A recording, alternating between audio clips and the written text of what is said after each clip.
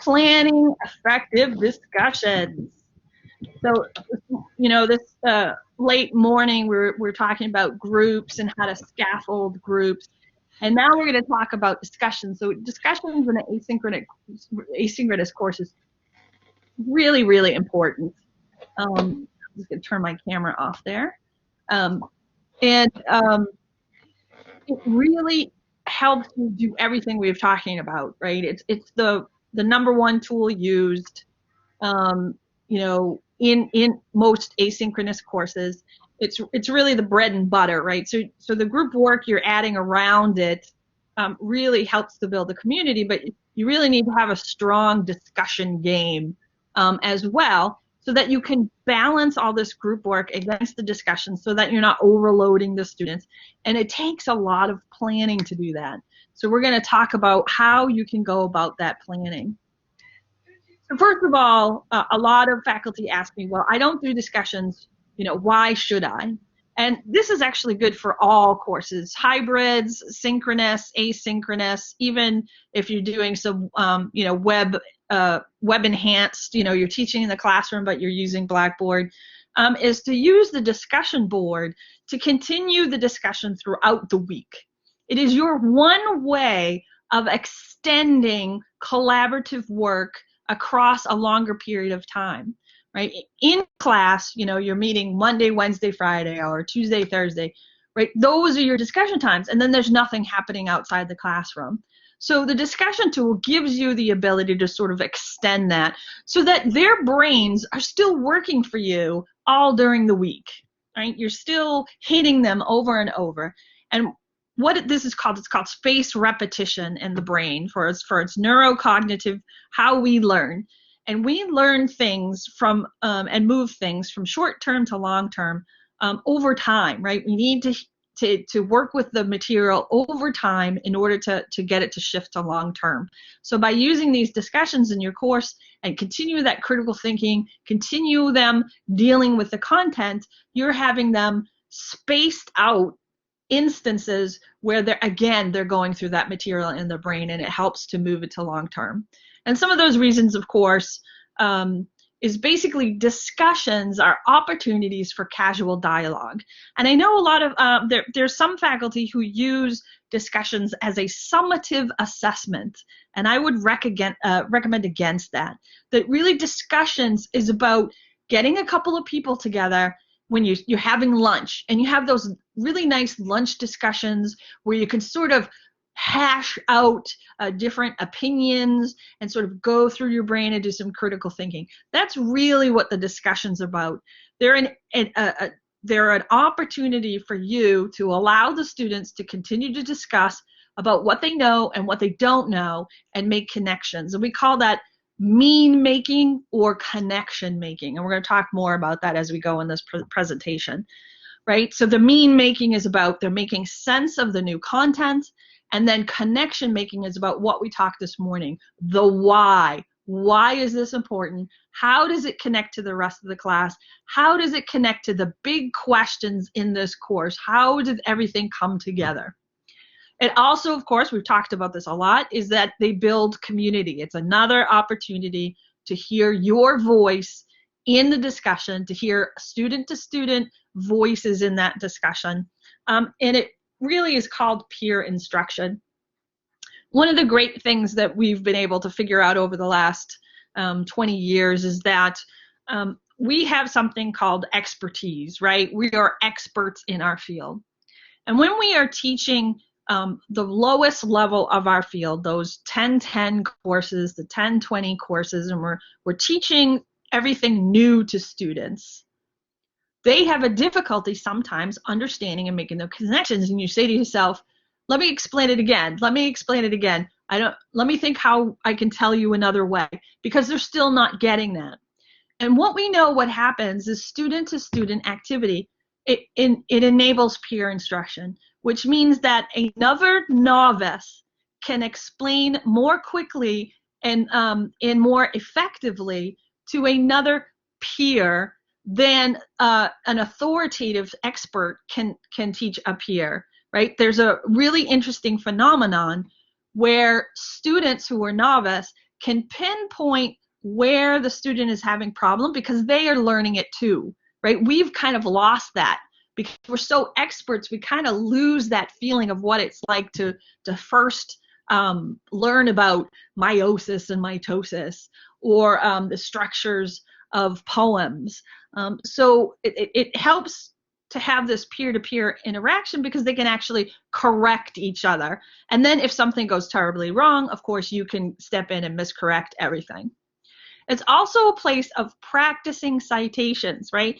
We always know that the students don't really get enough writing opportunities to do academic writing, and that there's a lot of pressure on that, right? Because you're really grading them heavily on those final summative assessments.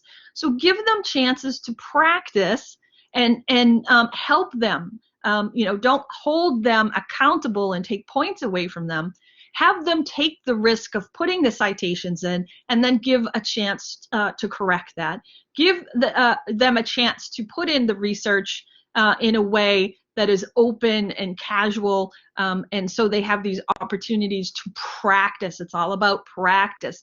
They're practicing their reading comprehension, they're practicing their writing comprehension, and they're getting this practice in academic writing in a way that they're not pressured. That anxiety level is much lower. So what is an effective discussion, right? So you can have any kind of discussions, but how do you make it effective, right? Effective discussions include higher order thinking outcomes. And when we're talking about Bloom's taxonomy, we're talking about analyze, evaluate, synthesize, create, generate, all those upper levels of Bloom's. So if you're asking students about, identify, describe, understand, those are really low level, and they really don't help open up a discussion and engage the students in a way that they can continue to talk about it throughout the week, right? You sort of, everybody posts and then the discussion sort of ends. You want to also make sure that you're fostering interaction among students, which means that when one student in your planning, and Karen's going to talk a lot more about this, and you're fostering the ability for them to correct each other, and you're also referring back and forth in students' posts to other students' posts, right? You're saying, hey, John, if I think you almost have it, but I really want you to take a look at, Juan's answer to this, or you want to take a look at Ellen's answer. That will really help you come to a deeper conclusion about what we're talking about, right? So you're referring to each other. Require students to take an action. A lot of times we do discussions, we give them a piece of reading, and then we want them to respond, right? That's an essay question. That's really for tests and quizzes, homeworks. That's really not really how you want to have lunch, right? You don't want to come to lunch and say, read this, everybody read this article, and now we're going to talk about this one angle, unless of course it's a community of practice, right? So you want to give them something to do. Have them look something up and read that article. Have them test something in their own kitchen. Have them build something first, and then, or write a poem first, and then go in and talk about what happened in this process, and then how does it connect to the big questions of the course, right? We're always referring back to that metacognitive, those big questions in the course, right? And it just reiterative that it is a place of practice. It's not really a place of summative assessment, with the exception of assignment discussions, which I know we all do at the end of the semester because it's just a good place for them to post, their finals so that they can share with students. This is about what we're talking about now is really where you want them to get to talk to each other. They're not just, doing a peer review or turning in papers. Is there any questions about that before we move into our framework? And you can post in the chat, or you can add a comment. Excellent. pretty straightforward, right? And so now let's talk about this framework. So the framework is from Horton. Horton's an instructional designer. He also teaches. And he came up with this absorb, do, connect framework. And I like this framework because it's really, really easy to understand. The absorb is the first part. Part number one, you're going to read and write or watch something. Do, the students are going to complete an action. And 3, you're going to connect these discussions back to the big questions of the course or the big questions about the unit or the topic that you're focusing on most. So it's got these 3 parts. So when you're planning your discussion, you want to include these 3 things, and we're going to talk about those more. First, what is absorb?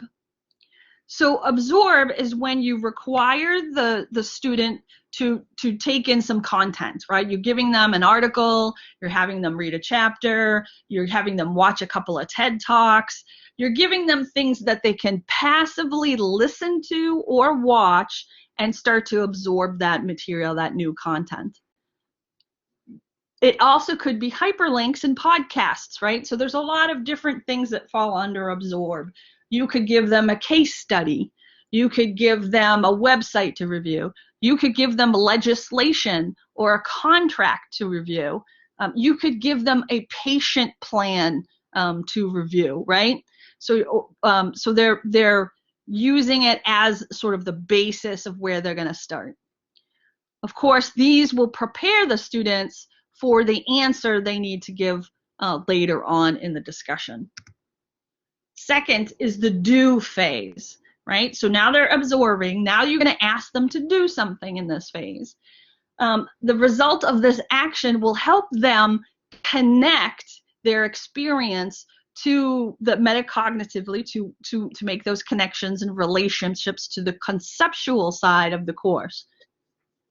So that do, they have the absorb that gives them the content, the do that gives them the hands-on experience, and then we'll move to the connect, right? So the do is the hands-on trial and error. So they're testing. You're giving them permission to try something out and fail or again and again, right? So you're giving them that practice. You're encouraging them to write 3 or 4 poems.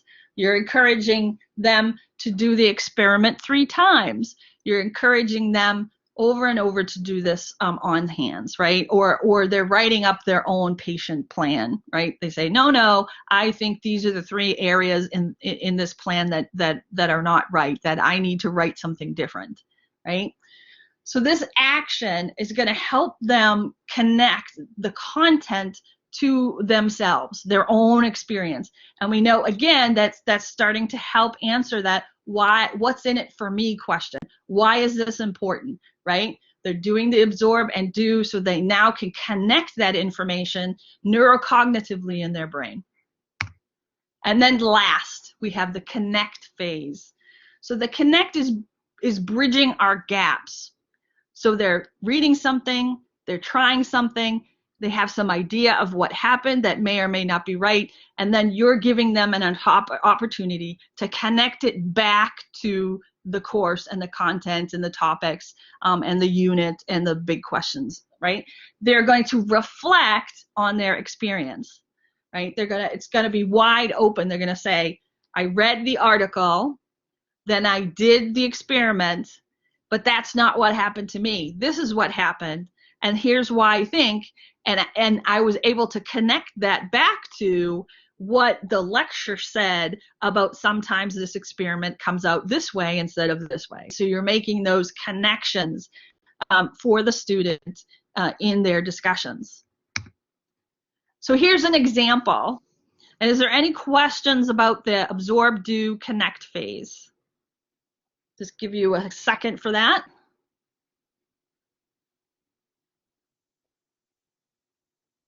Okay, great. So here's our example. Oops, sorry. Yep. Michelle E. has a question. Excellent, thank you. Michelle? Sorry, Mish, real quickly. I'm having a little bit of difficulty with the connect part of it, but let me see what the example is, because sometimes that's how my brain works. The example helped me figure out, but if I have another question, I'll ask it later. But thank you. Okay, yeah, no problem. Absolutely. Anyone else? Okay, great. So we'll talk about the examples, and then we can talk back about where things may not be clear. So the example prompt here is we're going to ask them to read a bunch of articles. Here's a bunch of short articles. That's our absorb. Then I'm going to ask them, let's create a list of different ways to use online discussion boards. So they're doing something. You are going to write down a whole bunch of different ways you think you would use discussion boards in your class, no matter what class it was, right? Then 3, here's our connect. Give me example of how it would be used and list what type of assessment it would fall under. And so the content for this in the articles, you don't see the articles, but the articles are all about what is a discussion, what is an effective discussion, and how do you plan those discussions. So, right? So that connects back to those short articles. So they're making those connections.